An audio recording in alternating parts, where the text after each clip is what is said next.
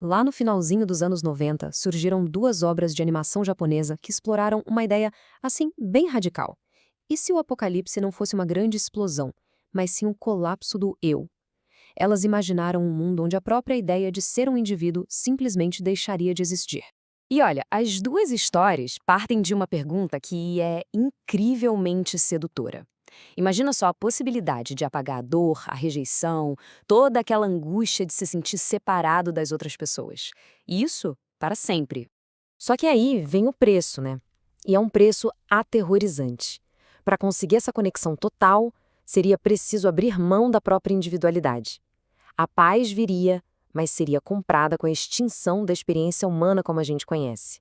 E isso nos leva a duas soluções completamente diferentes. De um lado, Evangelion propõe um apocalipse carnal, sabe? Uma fusão bem visceral, todo mundo voltando a ser um oceano de consciência.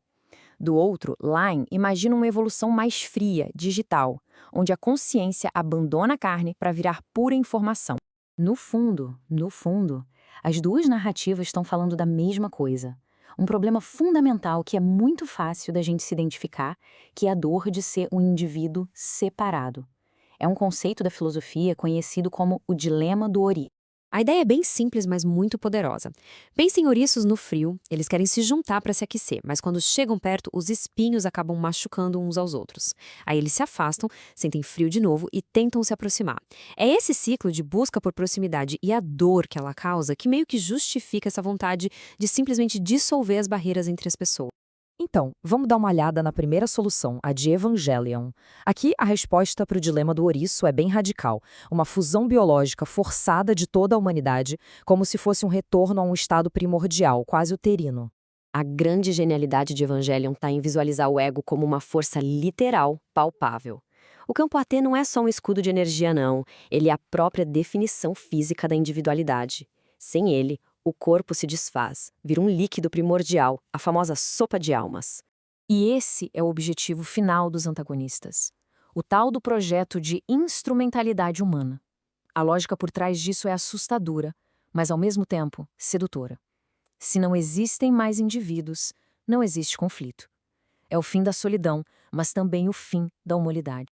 Mas o mais interessante é que nem todo mundo queria a mesma coisa com esse projeto. A organização CELI, por exemplo, buscava uma paz estática, aniquilar o eu para acabar com o sofrimento de vez. Já o Gendo Ikari, bom, ele queria se tornar um deus por um motivo bem egoísta, se reunir com a esposa falecida, usando o resto da humanidade basicamente como combustível para isso.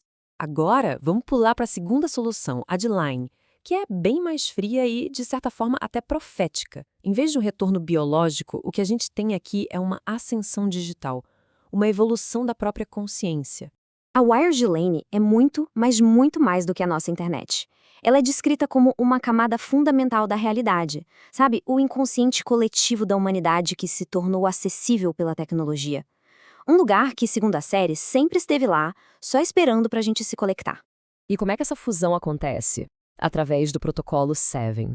Basicamente, ele usa a própria frequência eletromagnética do planeta para criar uma rede sem fio que conecta todas as mentes humanas, diretamente. A distinção entre estar online e offline simplesmente some. Essa citação aqui resume perfeitamente a filosofia por trás desse apocalipse digital. O antagonista, Masami Eiri, acredita que a carne é uma prisão, que para evoluir, a humanidade precisa descartar o corpo e se tornar pura informação. Um deus na máquina, literalmente. Bom, tudo isso leva a gente para o clímax das duas histórias. No final, o poder de decidir o destino de toda a humanidade cai nas mãos de dois protagonistas bem solitários, que acabam fazendo escolhas completamente opostas. Lá dentro da consciência unificada da instrumentalidade, o Shinji tem uma epifania. Ele se dá conta de que um mundo sem dor é também um mundo sem alegria, porque não existe mais um eu para sentir qualquer coisa. Então, ele rejeita essa utopia sem dor.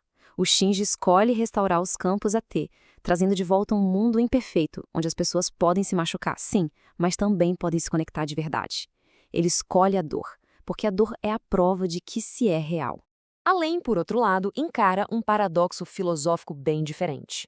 Depois de se tornar basicamente uma deusa da Wired, ela percebe que a existência está ligada à memória. Ser é ser percebido por alguém.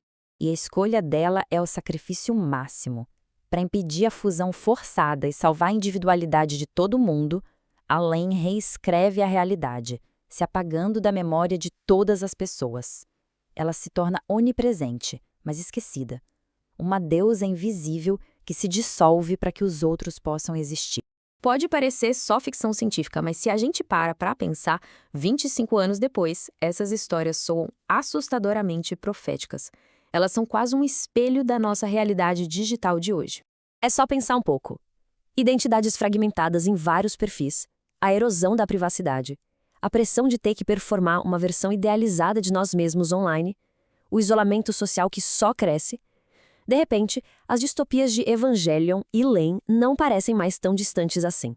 Isso tudo deixa a gente com uma pergunta final. Numa era de conectividade constante, onde algoritmos tentam nos fundir em bolhas de pensamento, talvez a escolha do Shinji, aquela escolha pela dor da separação, pela dificuldade do contato humano real, seja hoje o ato mais radical e mais humanista de todos.